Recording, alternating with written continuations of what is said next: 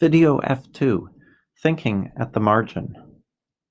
In any particular market, we're typically interested in understanding how buyers and sellers are likely to behave. In practice, in real-world markets, we end up focusing mostly on sellers. The emphasis is typically on understanding how their cost structure, fixed and variable costs, ends up translating into output and pricing decisions. To make any headway, we need to make an assumption about motive or objectives. A business might, for example, want to maximize revenue. This might, for example, be a firm which is seeking to grow and capture market share for the future. Amazon behaved this way for many, many years, and Uber is almost certainly following this model at the moment. Alternatively, a business might want to produce the smallest possible amount consistent with some income or profit level. We would say that this firm has an income target. This might be typical for a small professional practice, an accountant, a physician, or a family cleaning service. We call this business a, quote, satisficer. It's similar to a student who asks what the minimum level of work is to achieve, say, a B in a course. Most frequently, though, we assume that firms want to maximize profit. That is, we typically assume that firms are optimizers when it comes to profit. Recall that what we mean by profit is total revenue minus total cost, where the total revenue we define as being price times quantity. Let's now look in some detail at the market structure of perfect competition. We can start by just conceptually thinking about what happens with this firm as it produces more and more units of a good.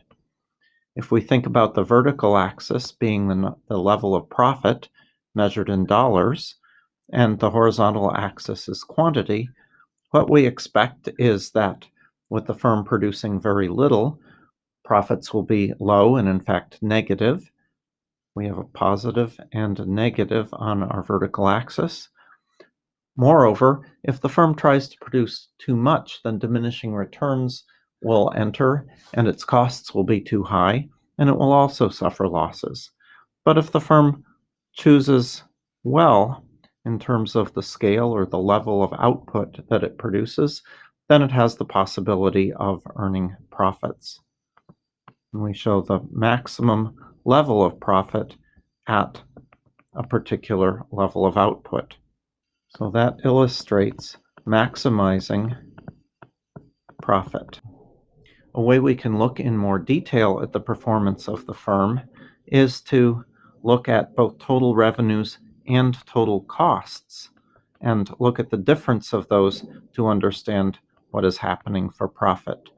For our firm in perfect competition, total revenue is going to increase linearly because it is always selling at a particular price, at the market price. We can identify two levels of output at which the firm just breaks even. That's going to be where the profits are exactly equal to zero. We know that at smaller levels of output, the firm will be suffering a loss, and that is because the total costs have fixed costs associated with them. Those costs are going to rise with output in total, leaving some area where we have revenues that are exceeding costs, leading again to a spot where we are maximizing the profits of the firm.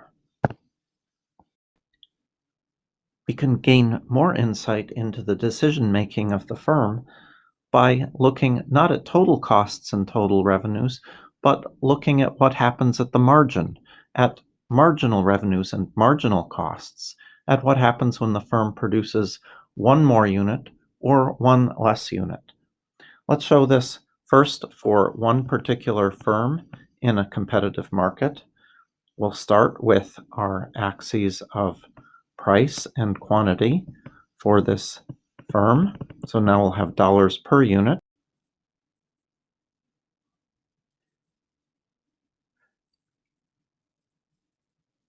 We can gain more insight into the decision making of the firm in the market structure of perfect competition.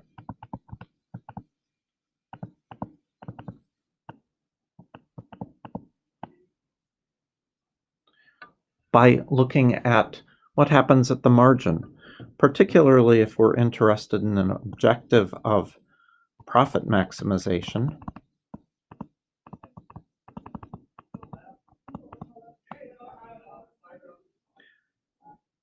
Comparing marginal revenues and marginal costs will be a very helpful guide to decision making on increasing or decreasing output for the firm. Let's look at this in pictures of first our firm, and then second we're going to look at the market as a whole. Using our usual axes, illustrating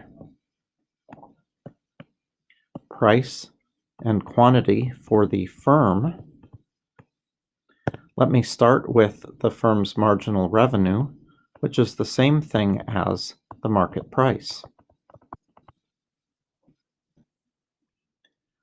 Now let's add in the marginal cost for the firm. We illustrate diminishing returns by the marginal cost curve sloping upward. I'll assert for right now that where marginal revenue equals marginal cost, that gives us the level of output which maximizes profit in perfect competition.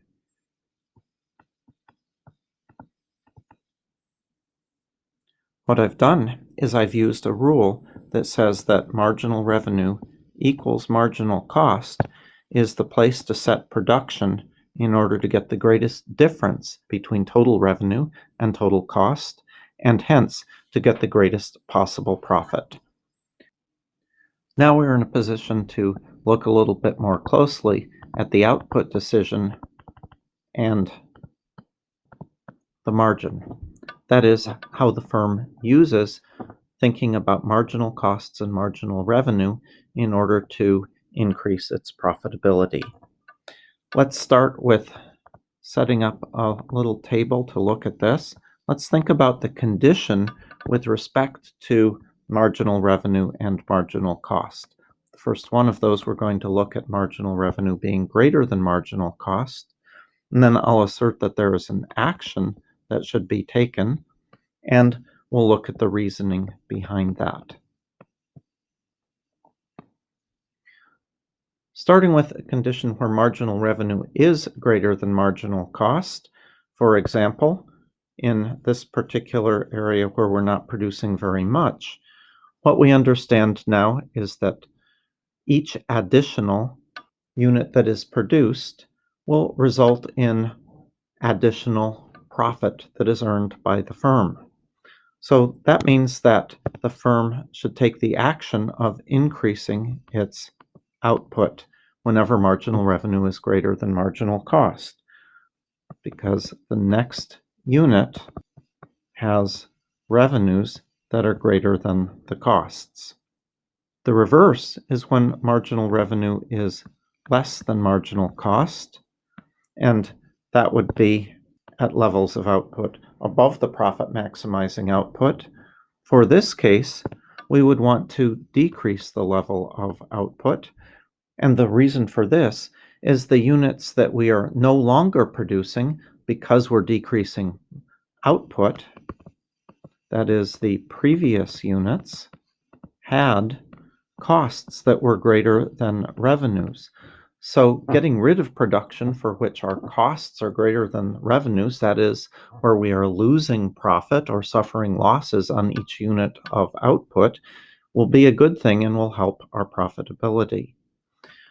In total, these two pieces of how we make output decisions at the margin, thinking about whether revenues marginal revenues are greater or less than marginal costs leads us to either increase or decrease output to the point at which marginal revenue exactly equals marginal cost, and then we have found the output, which is the profit maximizing choice for the firm.